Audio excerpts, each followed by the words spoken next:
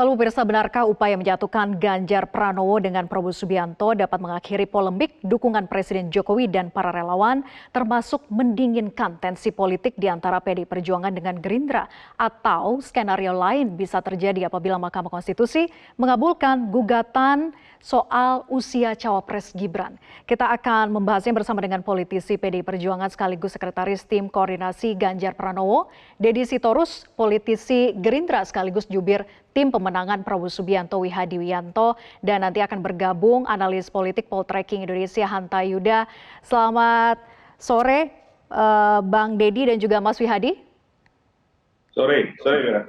Sore Mbak Vera, Mas Wihadi. Salam sehat. Ya, Oke, saya ingin ke Mas Wihadi dulu ya. Sore, Mas Wihadi, atas pertemuan Pak Jokowi dan Prabowo di Istana Bogor muncul kemudian interpretasi di publik bahwa Pak Prabowo ini masih saja menghendaki berduet dengan Gibran. Mengapa saya tanyakan ini? Karena Ketua Relawan Projo Budi Ari juga sempat menyatakan bahwa Jokowi menolak sebetulnya wacana duet Prabowo Gibran.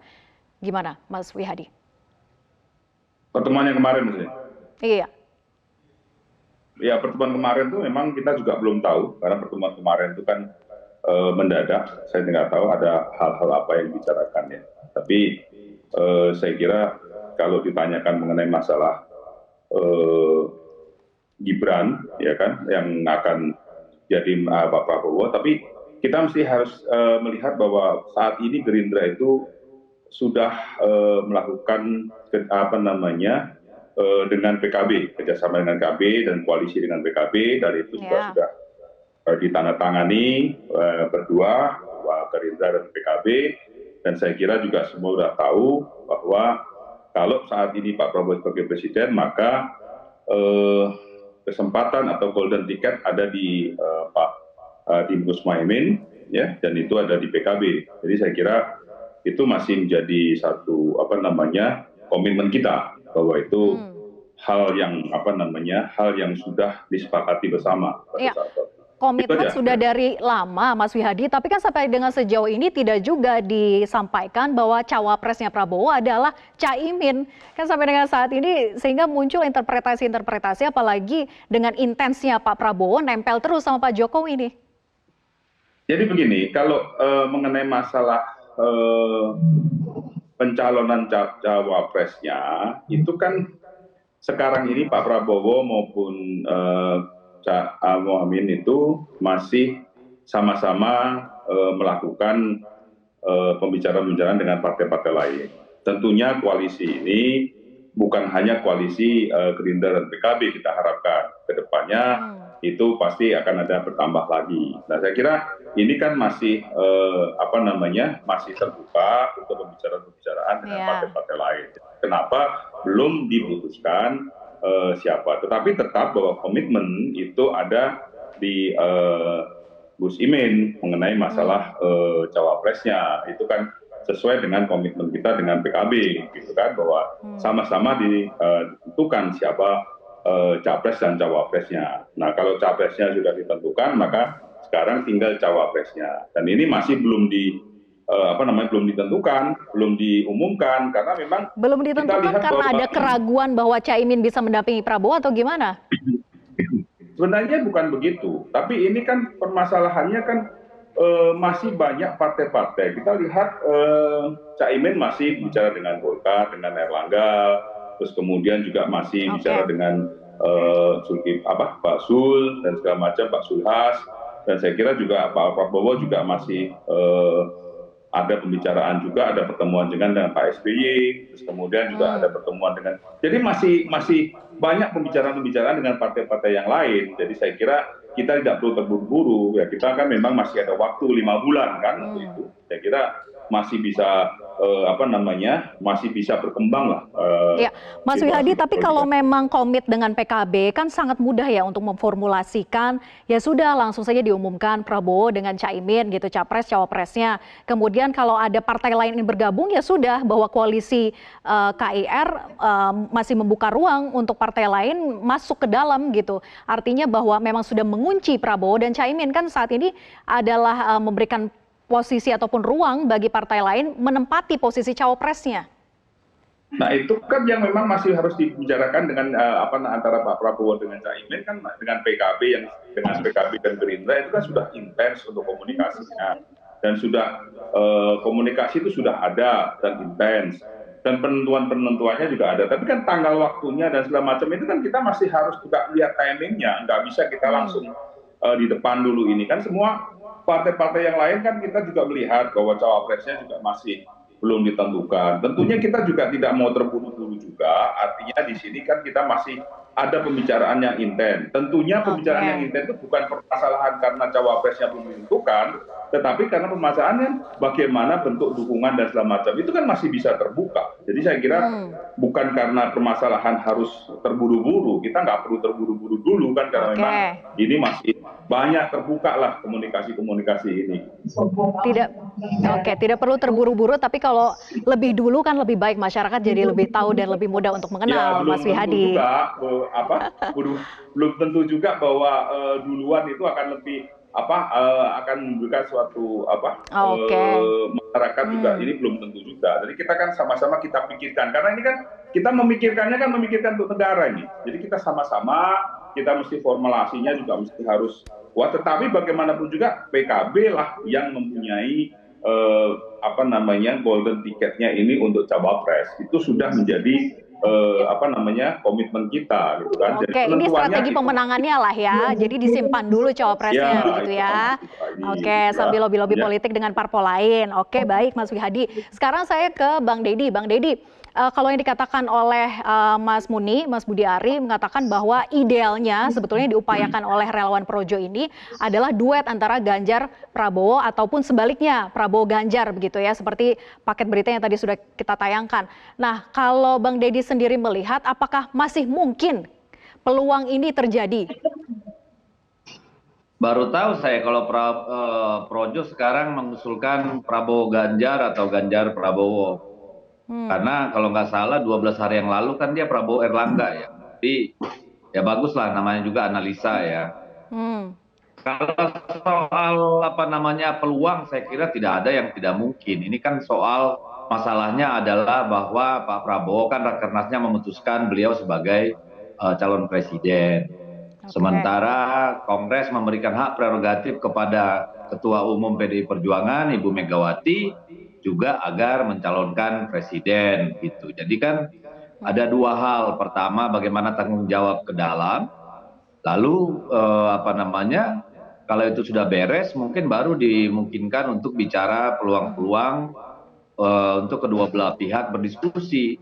Jadi kalau menurut saya peluang itu ya terbuka saja. Toh Pak Prabowo bukan orang baru buat PDI Perjuangan. Ya, teman lama Ibu Mega dan keluarga, saya kira everything is possible in politics gitu loh.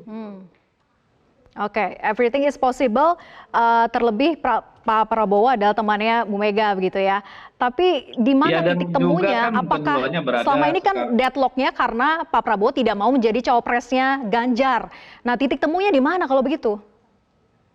Kan tadi saya bilang keduanya harus selesai dulu dengan internal partai masing-masing, baru ada ruang dialog soal simulasinya.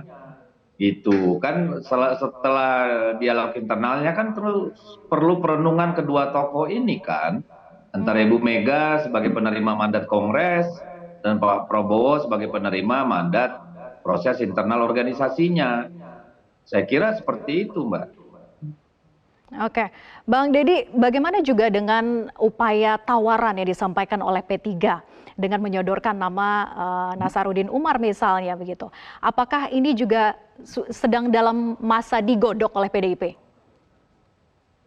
Saya kira ya namanya usulan ya, jangankan P3 yang menjadi sudah sudah dengan tegas menyatakan bersama PDI Perjuangan ya melakukan kerjasama politik. Ya, dari rakyat aja kita dengar gitu. Pak Ganjar dicalonkan itu kan tidak saja karena proses-proses internal yang dilakukan oleh Ibu Mega, perenungan yang mendalam, tapi kan juga mendengar suara rakyat gitu. Jadi kalau sekarang misalnya P3 mengusulkan ya nama Pak Umar atau nama Pak Sandiaga Uno, saya kira itu hal yang natural, hal yang biasa dan baik. Semakin banyak calon yang diusulkan oleh teman-teman kita di partai politik atau rakyat. Saya kira itu hal yang baik, ya. Itu silakan, nanti kan tinggal bagaimana perenungan atau percakapan, ya diskusi yang mendalam dari Ibu Mega dan partai-partai koalisi, serta hitungan-hitungan yang ada gitu loh, Mbak. Ya, hal yang baik, tapi strategi PDIP itu sebenarnya gimana sih? Apakah memang ingin mengawinkan nasionalis dengan religius atau bagaimana? Kalau bicara soal itu dari zaman Bung Karno sampai Ibu Mega dan Pak Jokowi, memang nuansa itu sangat kentara. Karena Bung Karno dan Ibu Mega selalu mengatakan membangun bangsa ini harus gotong royong, tidak bisa kita sendirian gitu kan. Tetapi itu kan semua tergantung pada juga situasi dan konteks yang ada. Misalnya kalau nasionalis dengan nasionalis, tapi ada komitmen dengan kelompok-kelompok masyarakat religius, ada approval, saya kira segalanya mungkin saja. Baik. Oke. Di segmen berikutnya kita juga akan bahas bagaimana sebetulnya dampak begitu ya hubungan antara Pak Jokowi dan juga Pak Prabowo yang semakin dekat dan intens bertemu belakangan ini. Tapi dijawab nanti usai jeda. Kita lanjut berbincang sesaat lagi, tetap bersama kami di Prime Time News. Kita lanjutkan perbincangan, saya ingin ke Bang Deddy Sitorus. Bang Deddy, bagaimana sebetulnya melihat kedekatan antara Pak Prabowo dan juga Pak Jokowi yang semakin intens belakangan ini kalau dibandingkan dengan Ganjar?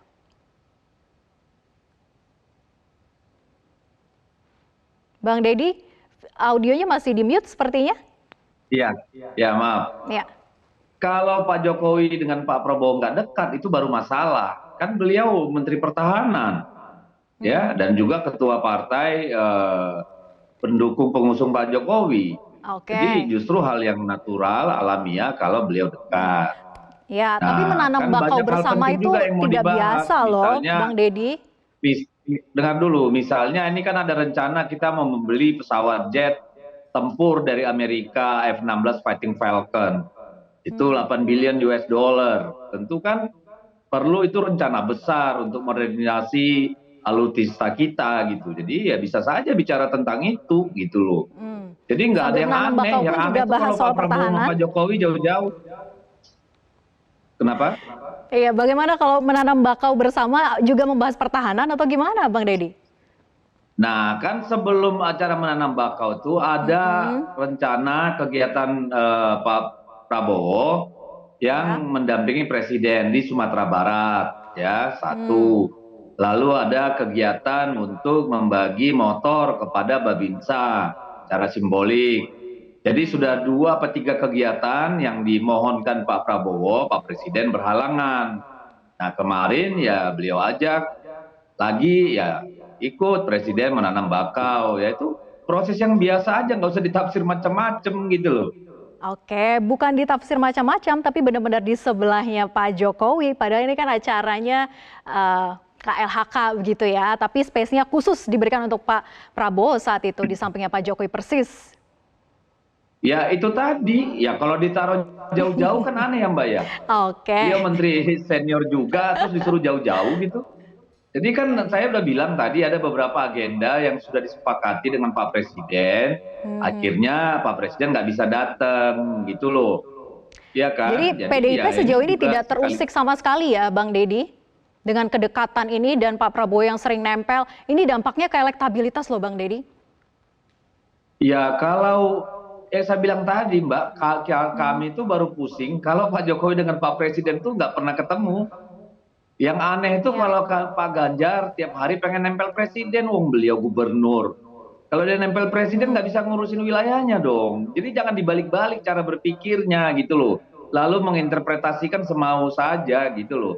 Bahwa ada implikasi itu menjadi berbuah secara elektoral ataupun itu bermanfaat untuk Pak Prabowo. Ya itu memang konsekuensi logis beliau sebagai pejabat publik yang juga berkontestasi. Ya, oke. PDIP kemarin sudah memanggil Gibran secara khusus begitu ya. Ini adalah warning yang jelas disampaikan oleh PDIP yang banyak diinterpretasikan bahwa itu adalah teguran ringan gitu sehingga khusus dipanggil Gibran ke sana.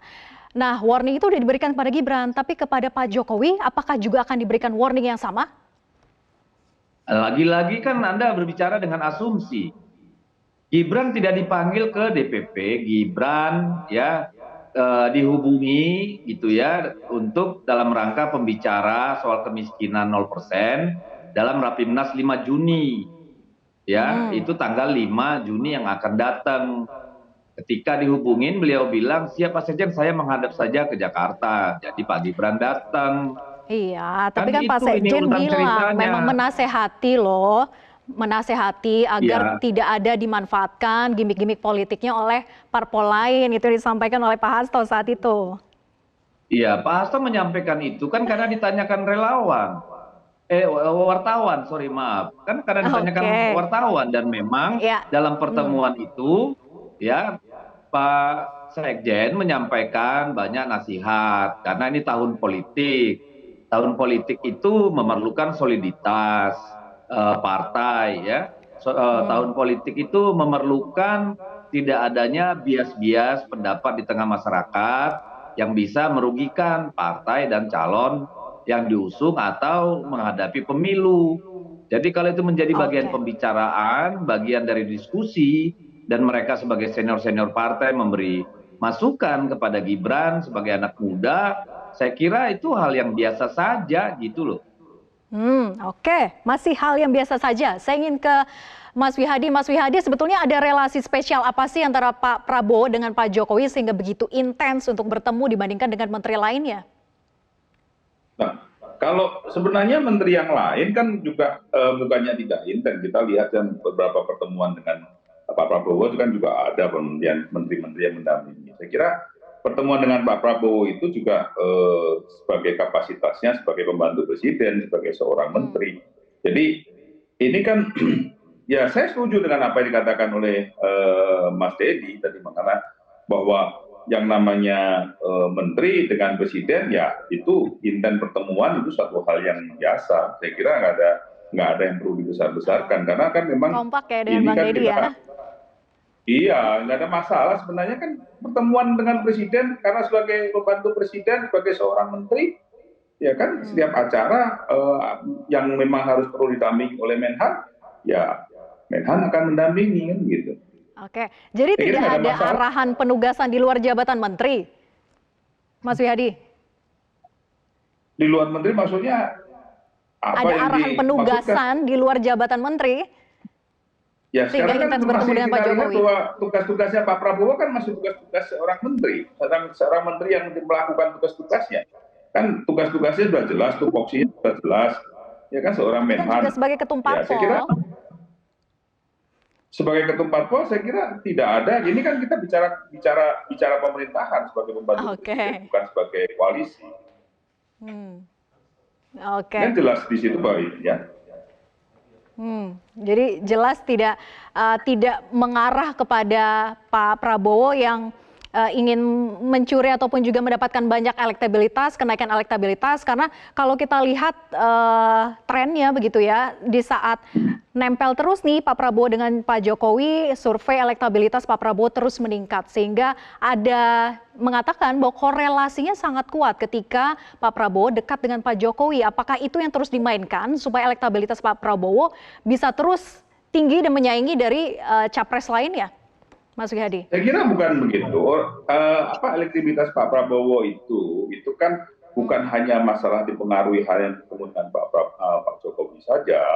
Memang kita tidak bisa pungkirin pertemuan dengan Pak Jokowi itu sangat intens, ya kan. Tetapi bukan masalah itu saja, tapi kinerja daripada Pak Prabowo sebagai Menteri Pertahanan itu juga akan menjadi suatu menjadi positif positif poin yang dimana masyarakat melihat bahwa Pak Prabowo sebagai seorang menteri mempunyai kapabilitas yang cukup mumpuni untuk menjadi seorang presiden dan itu sudah dibuktikan bahwa dengan masalah-masalah dalam negeri dengan dengan di luar negeri juga kita lihat bahwa pembaharuan alutsista juga cukup intens yang dilakukan oleh Menteri Pertahanan dan jiwa NKRI Pak Prabowo yang tidak perlu dilakukan lagi. Saya kira itu menjadi suatu hal yang meningkatkan otomatis elektabilitas daripada Pak Prabowo, begitu kan? Dan tentunya juga kita sebagai kader partai juga kita ini sudah bekerja dan kita Baik. juga seluruh Indonesia sudah bekerja. Saya kira itu bukan suatu hal yang datang begitu saja. Ini kan kita suatu hal yang kita kerja bersama yang kita lakukan. Oke, jadi naiknya elektabilitas bukan hanya sekedar nempel Jokowi begitu ya yang ingin ditekankan oleh Gerindra. Baik, terima kasih Mas Wihadi, Bang Deddy sudah bergabung sama kami. Kita tunggu bagaimana dinamika politik ke depannya. Terima kasih.